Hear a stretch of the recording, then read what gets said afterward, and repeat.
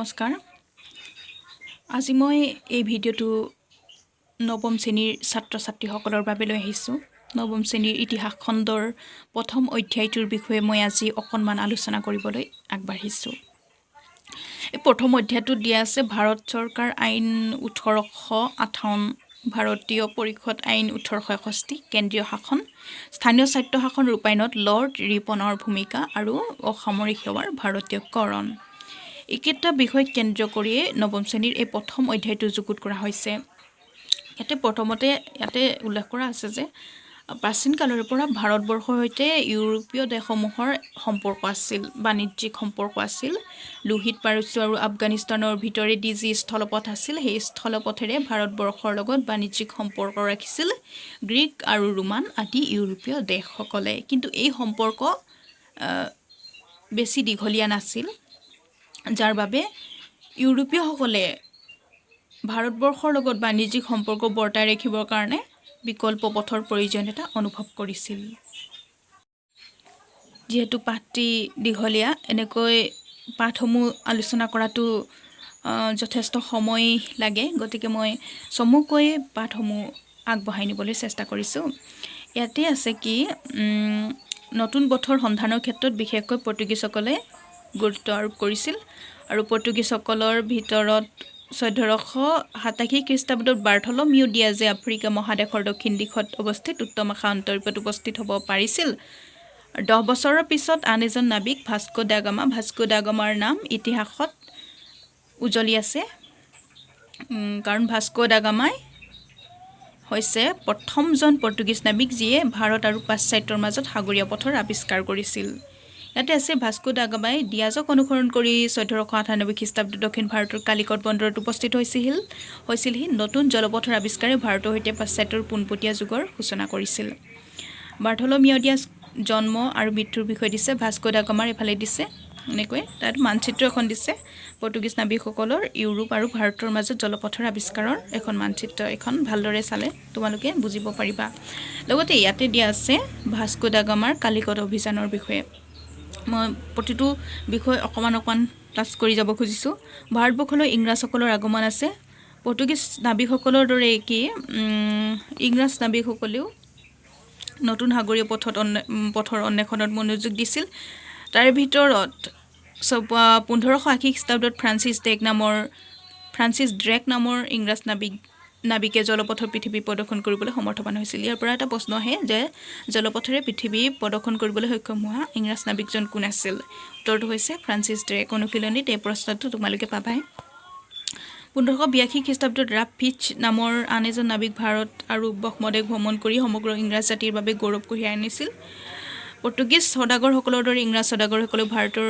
সৈতে বেহা বেপাৰত মনোযোগ দিব বিচাৰিছিল বাণিজ্যিক সুবিধা লাভ কৰাৰ উদ্দেশ্যে 1599 খ্ৰীষ্টাব্দত জেমছ মিল্ডেন হল নামৰ ইংৰাজ নাবিক এজনে ইংলেণ্ডৰ ৰাণী কোন আছিল এলিজাবেথ আৰু এলিজাবেথৰ পৰা পৰামৰ্শ লৈ অনুমতি পত্ৰ লৈ পোনপ্ৰথমবাৰৰ বাবে ভাৰত ভূমিত প্ৰৱেশ কৰিছিল 1599 খ্ৰীষ্টাব্দত ইয়াত দিছে কি ড্ৰেক জলপথেৰে পৃথিৱী প্ৰদক্ষিণ কৰা দ্বিতীয়জন নাবিক ফ্ৰান্সিছ ড্ৰেকৰ জন্ম মৃত্যুৰ বিষয়ে সবিশেষ ইয়াত দিয়া আছে চাব পাৰিবা ধুনীয়াকৈ চাই ল'বা তোমালোকে য'ত কি আছে য়েলো বক্সত যিখিনি দিছে সেইখিনি চাই লোৱাচোন এবাৰ ধুনীয়াকৈ প্ৰাচ্যৰ সৈতে বেহা বেপাৰ কৰাৰ উদ্দেশ্যে 1600 খ্ৰীষ্টাব্দত ইংৰাজ সদাগৰসকলে এটা বাণিজ্যিক প্ৰতিষ্ঠান লণ্ডনত গঠন কৰিছিল এই প্ৰতিষ্ঠানটো ইংলিছ ইষ্ট ইণ্ডিয়া কোম্পানী নামেৰে জনাজাত এতিয়া ইংলিছ ইষ্ট ইণ্ডিয়া কোম্পানী কেতিয়া প্ৰতিষ্ঠা হৈছিল বুলি এটা প্ৰশ্ন আহে আৰু সেই প্ৰশ্নৰ উত্তৰটো হ'ব 1600 খ্ৰীষ্টাব্দত ক'ত লণ্ডনত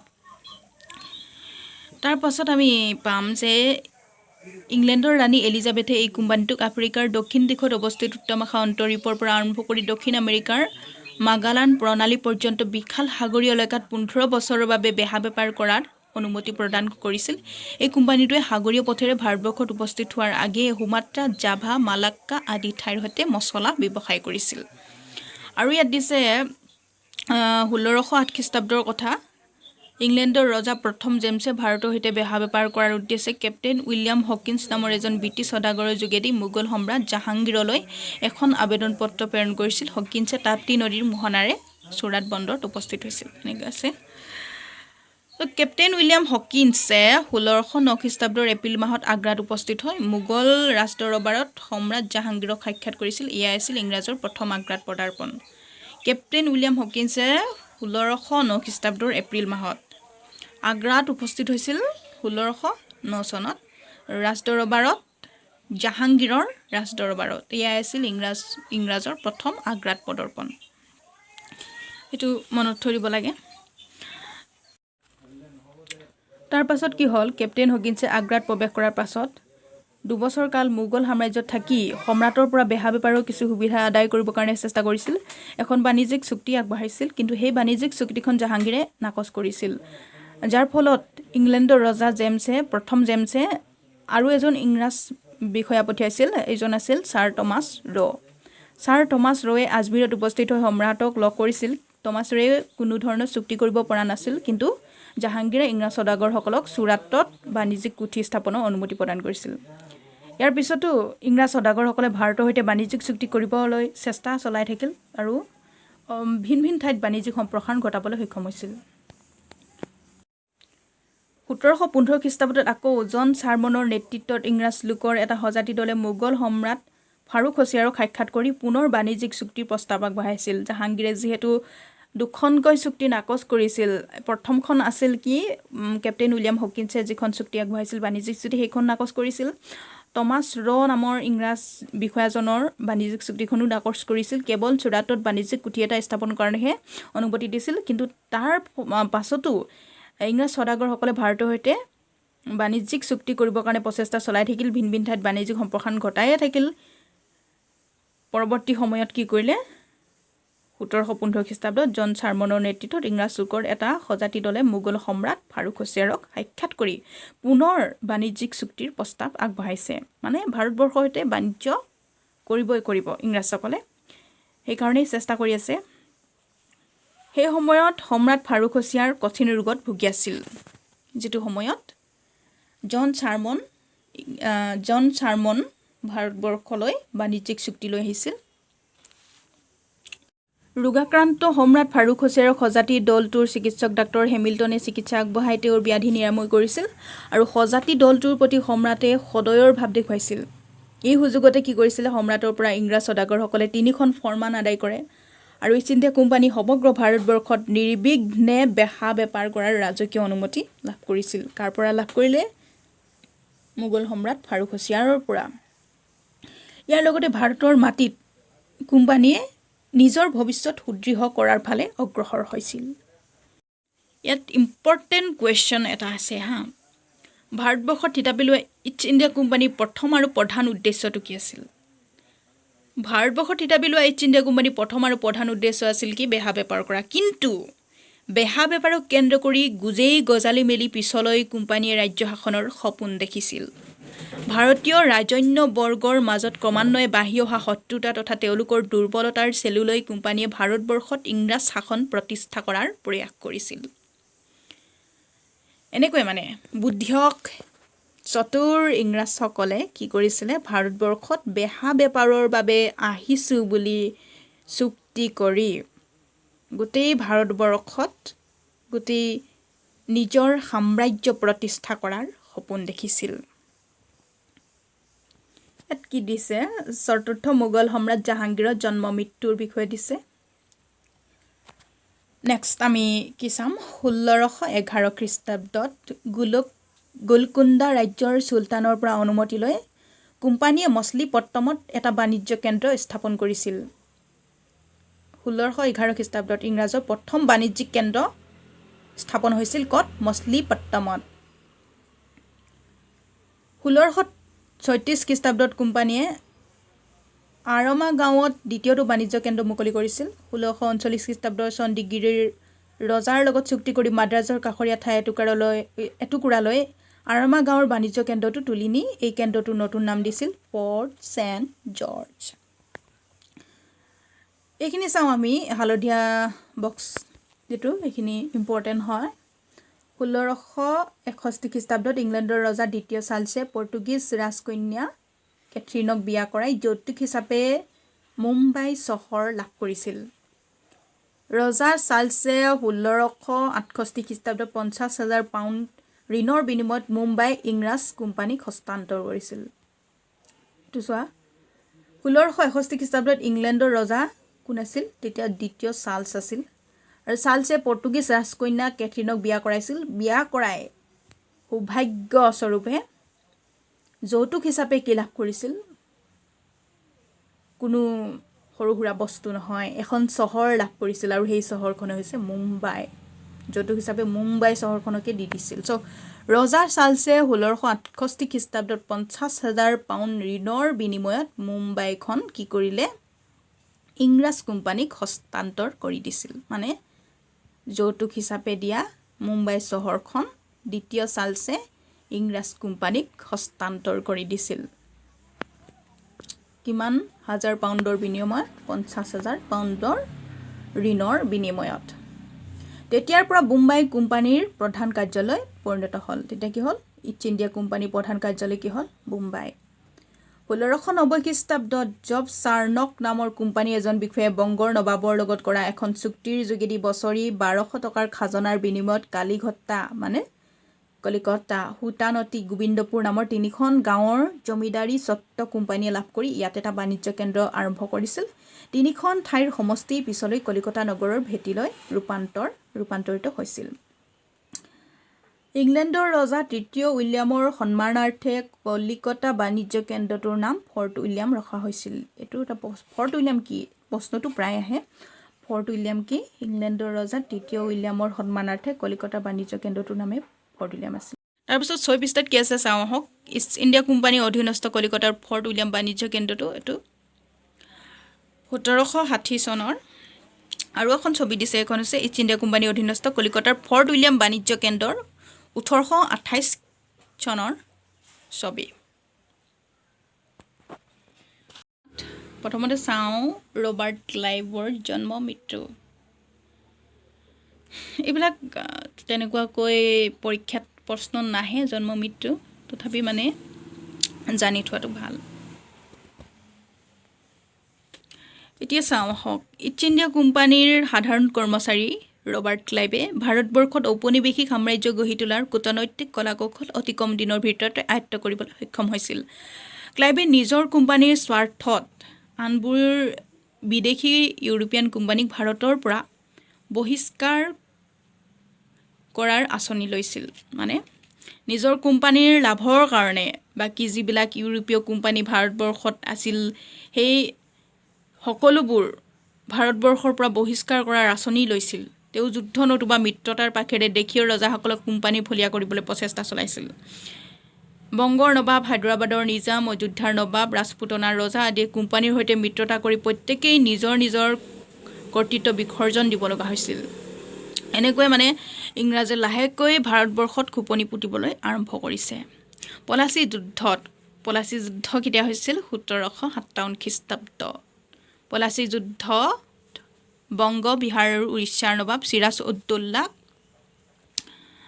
1756-57 খ্ৰীষ্টাব্দত চল চাতুৰীৰে পৰাস্ত কৰি ভাৰতবৰ্ষত ব্ৰিটিছ সাম্ৰাজ্যৰ লাইখুটা স্থাপন কৰি ব্ৰিটিছ সাম্ৰাজ্যবাদৰ প্ৰতিষ্ঠাৰ পথ সুগম কৰিছিল। এইটো মেইন ইম্পৰ্টেণ্ট। চাওক কেনেকৈ পলাচী যুদ্ধত বংগ, বিহাৰ আৰু উৰিষ্যাৰ নবাব চিৰাজ উদ্দৌলাক চল চাতুৰীৰে পৰাস্ত কৰি ভাৰতবৰ্ষত ব্ৰিটিছ সাম্ৰাজ্যৰ লাইখুটা স্থাপন কৰি ব্ৰিটিছ সাম্ৰাজ্যবাদ প্ৰতিষ্ঠাৰ পথ সুগম কৰি তুলিছিল চতুৰ ইংৰাজসকলে। তাৰপিছত হৈছে ৰবাৰ্ট ক্লাইভৰ পৰা লৰ্ড ডেলহাউছিৰ শাসনৰ সময়লৈকে ইষ্ট ইণ্ডিয়া কোম্পানীয়ে কালক্ৰমত সমগ্ৰ ভাৰতবৰ্ষত ব্ৰিটিছ সাম্ৰাজ্যবাদৰ উপনিৱেশ স্থাপন কৰিছিল। পৰাধীন ভাৰতৰ সুদীৰ্ঘ কালজুৰি ব্ৰিটিছ শাসনৰ সময়ছোৱাক দুটা ভাগত ভাগ কৰাব পাৰি। এইটো এটা প্ৰশ্ন আছে অনুশীলনীত। পৰাধীন ভাৰতৰ সুদীৰ্ঘ কালজুৰি ব্ৰিটিছ শাসনৰ সময়ছোৱাক কেইটা ভাগত ভাগ কৰা হৈছে আৰু কি এনেকৈ ইয়াতে দুটা ভাগত ভাগ কৰা হৈছে। প্ৰথমটো কি মোগল সাম্ৰাজ্যৰ পতনৰ পৰা আৰম্ভ কৰি 1857 খ্ৰীষ্টাব্দৰ চিপাহী বিদ্ৰোহলৈকে, আৰু দ্বিতীয়টো হৈছে 1858 খ্ৰীষ্টাব্দৰ পৰা 1947 খ্ৰীষ্টাব্দত ভাৰতীয়ৰ হাতত ক্ষমতা হস্তান্তৰলৈকে। প্ৰথমছোৱা সময়ত ইষ্ট ইণ্ডিয়া কোম্পানীয়ে ভাৰতীয় ৰাজন্যবৰ্গ ক্ষমতাচ্যুত কৰি সিঁচৰিত হৈ থকা ৰাজ্য খণ্ডসমূহক একত্ৰিত কৰি বিস্তাৰিত ভাৰত ব্ৰিটিছ ভূ এলেকাত কেন্দ্ৰীয় শাসনযন্ত্ৰ প্ৰতিষ্ঠা কৰিছিল আৰু দ্বিতীয়ছোৱা সময়ত কি কৰিছিল ব্ৰিটিছ ৰাজশক্তিয়ে ভাৰতবৰ্ষত ইংৰাজ শাসন সুসংবদ্ধ কৰি ৰখাৰ স্বাৰ্থত স্থায়ী চৰকাৰ গঠন কৰি কিছুমান জনকল্যাণমূলক ব্যৱস্থা হাতত লৈছিল ভাৰতীয় জাতীয় আন্দোলন এইছোৱা সময়ত হৈছিল আন্দোলনৰ পৰিণতিস্বৰূপে ব্ৰিটিছ সাম্ৰাজ্যবাদে ভাৰতৰ পৰা বিদায় ল'ব লগা হৈছিল কৈছে ইয়াত আন্দোলনৰ পৰিণতিস্বৰূপে ব্ৰিটিছ সাম্ৰাজ্যবাদে ভাৰতৰ পৰা বিদায় ল'ব লগা হৈছিল কিন্তু এয়াই শেষ নহয় এতিয়া আছে কোম্পানীৰ আমূল আমি পঢ়িবলৈ পাম তাতে আমি ভালদৰে বুজি পাম ব্ৰিটিছসকলে কেনেকৈ ভাৰতবৰ্ষত সাম্ৰাজ্যবাদৰ স্থাপন কৰিছিল কোম্পানীৰ আমূল ৰবাৰ্ট ক্লাইভৰ দ্বিতীয়টো প্ৰশাসন ভাৰতত কোম্পানীৰ শাসনৰ এটা উল্লেখযোগ্য সময় আছিল এইছোৱা সময়ত ব্ৰিটিছ ইষ্ট ইণ্ডিয়া কোম্পানীয়ে ৰাজশক্তিৰ ৰূপে আইনগত স্বীকৃতি পাইছিল এইছোৱা সময়ত 1765 পৰা 67 এইছোৱা সময়তে ব্ৰিটিছ ইষ্ট ইণ্ডিয়া কোম্পানীয়ে ৰাজশক্তিৰ ৰূপে আইনগত স্বীকৃতি পাইছিল মোগল সম্ৰাট শ্বাহ আলমে ক্লাইভৰ লগত এলাহাবাদ চুক্তি সম্পন্ন কৰাৰ ফলস্বৰূপে কোম্পানীয়ে বংগ বিহাৰ আৰু উৰিষ্যাৰ ওপৰত ৰাজনৈতিক কৰ্তৃত্ব লাভ কৰিছিল সম্ৰাটে কোম্পানীক দেৱানী অৰ্থাৎ ৰাজহ সংগ্ৰহ আৰু সামৰিক প্ৰশাসনৰ দায়িত্ব প্ৰদানৰ যোগেদি বংগত দ্বৈত শাসন প্ৰৱৰ্তন কৰিছিল এই ব্যৱস্থাৰ যোগেদি এফালে কোম্পানীৰ ক্ষমতা দুগুণে বৃদ্ধি হৈছিল আৰু আনফালে সম্ৰাটৰ তলতীয়া নবাবগৰাকী হৈছিল নামমাত্ৰ সামৰিক প্ৰশাসক পৰৱৰ্তী গভৰ্ণৰসকলে মোগল শাসকৰ ওপৰত ৰাজনৈতিক কৰ্তৃত্ব খটুৱাবলৈ যত্নপৰ হৈছিল ৱাৰেন হেষ্টিংছৰ কাৰ্যকালত 1774 পছাকি ইষ্ট ইণ্ডিয়া কোম্পানী ভাৰতৰ একমাত্ৰ শক্তিৰূপে পৰিগণিত আছিল তাৰপিছত আমি চাওঁ 1773 খ্ৰীষ্টাব্দত ব্ৰিটিছ চৰকাৰে নিয়ন্ত্ৰণকাৰী আইন ৰেগুলেটিং এক্টৰ যোগেদি বংগ প্ৰেচিডেন্সি গভৰ্ণৰজনক গভৰ্ণৰ জেনেৰেল উপাধিৰে স্বীকৃতি প্ৰদান কৰি বোম্বে আৰু মাদ্ৰাছৰ গভৰ্ণৰ দুজনক বংগৰ গভৰ্ণৰ জেনেৰেলৰ তলতীয়া কৰিছিল এই ব্যৱস্থাটোৰ যোগেদি কি হৈছিল সমগ্ৰ ভাৰতবৰ্ষত কেন্দ্ৰীয় শাসনৰ সূচনা হৈছিল 1784 খ্ৰীষ্টাব্দত পিটৰ ভাৰত আইনে পিট ইণ্ডিয়া এক্ট 1784 ভাৰতবৰ্ষত দুইখলপীয়া চৰকাৰ সৃষ্টি কৰিছিল এই আইনৰ যোগেদি পিট ইণ্ডিয়া এক্টৰ যোগেদি কোম্পানীয়ে ভাৰতবৰ্ষৰ শাসন কৰিছিল আনহাতে কোম্পানী পৰিচালিত হৈছিল ব্ৰিটেইনৰ গৃহ চৰকাৰৰ যোগেদি তাৰপিছতে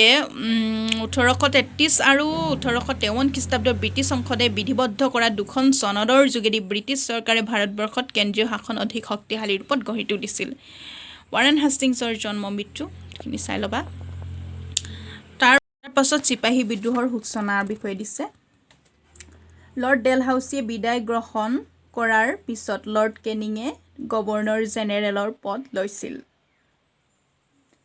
লৰ্ড ডেলহাউছিয়ে বিদায় গ্ৰহণ কৰিছিল 1856 চনত আৰু লৰ্ড কেনিঙে 1856 পৰা 62 গভৰ্ণৰ জেনেৰেলৰ পদ লৈছিল ইয়াতে 1857 খ্ৰীষ্টাব্দৰ 29 মাৰ্চ তাৰিখে 34 নং দেশীয় পদাতিক বাহিনীৰ চিপাহী মংগল পাণ্ডে বেৰেকপুৰ চিপাহী ছাউনীত ইংৰাজ বিষয়াৰ গালৈ গুলীবৰ্ষণ কৰি চিপাহী বিদ্ৰোহৰ সূচনা কৰিছিল চিপাহী বিদ্ৰোহৰ সূচনা কৰা প্ৰথমজন বিদ্ৰোহী কোন আছিল মংগল পাণ্ডে আৰু চিপাহী বিদ্ৰোহৰ প্ৰথম শ্বহীদ মংগল পাণ্ডে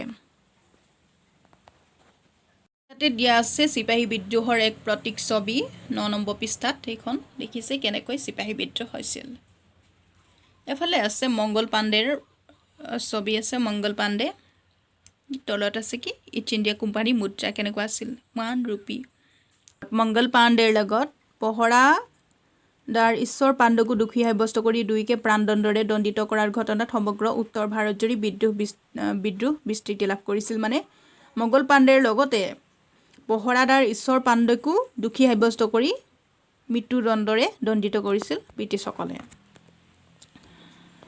বিদ্ৰোহৰ কাৰণসমূহ ইয়াৰ পূৰ্বৱৰ্তী ইংৰাজ শাসকৰ তলতীয়া 100 বছৰীয়া ৰাজনৈতিক অৰ্থনৈতিক সামাজিক পটভূমিত নিহিত হৈ আছিল মানে চিপাহী বিদ্ৰোহৰ কাৰণ ৰাজনৈতিক অৰ্থনৈতিক আৰু সামাজিক এই তিনিটা কাৰণতে চিপাহী বিদ্ৰোহৰ সূচনা হৈছিল ৰাজকীয় শ্ৰেণী আৰু জনগণৰ অশান্তিয়ে বিদ্ৰোহৰ পৰিৱেশ সৃষ্টি কৰিছিল 1835 খ্ৰীষ্টাব্দত কোম্পানীৰ মুদ্ৰাৰ পৰা মোগল সম্ৰাট নামটো আঁতৰাই দিয়া হৈছিল একে সময়তে ৰাজকীয় পাৰ্চী ভাষাক উচ্ছেদ কৰি শাসনযন্ত্ৰত ইংৰাজী ভাষা প্ৰচলন কৰাৰ প্ৰতিক্ৰিয়া হিচাপে ভাৰতীয়ৰ মনত অশান্তি অসন্তুষ্টিৰ পৰিমাণ বাঢ়ি গৈছিল।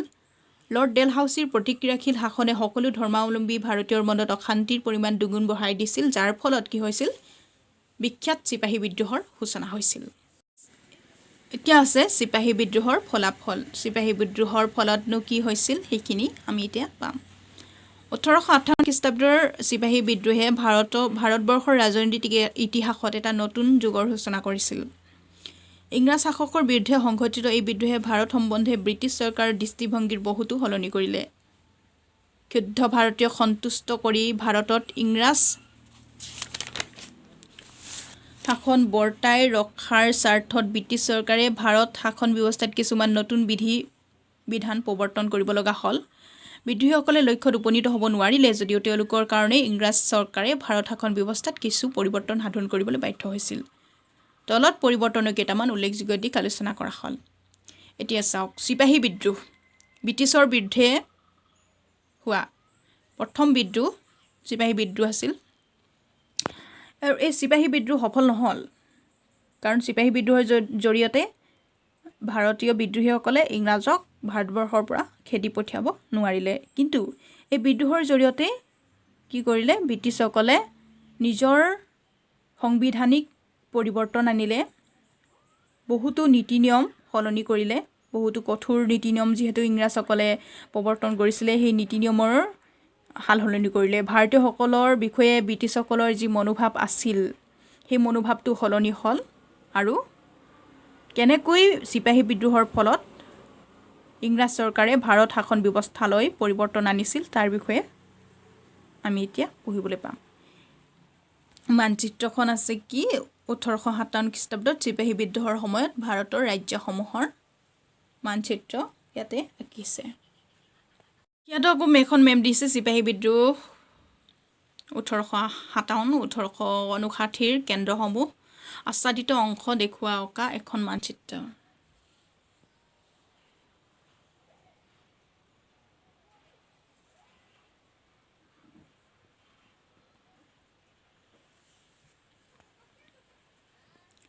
এতিয়া চিপাহী বিদ্ৰোহৰ ফলত কি পৰিৱৰ্তন হৈছিল? সাংবিধানিক পৰিৱৰ্তন প্ৰথমতে আছে ইয়াত। চিপাহী বিদ্ৰোহৰ ভয়ানক হেন্দুলনিয়ে ইংলেণ্ডবাসীৰ মনত ইংলিছ ইষ্ট ইণ্ডিয়া কোম্পানীৰ প্ৰতি তীব্ৰ ব্ৰিটিছতাৰ ভাৱ সৃষ্টি কৰিছিল।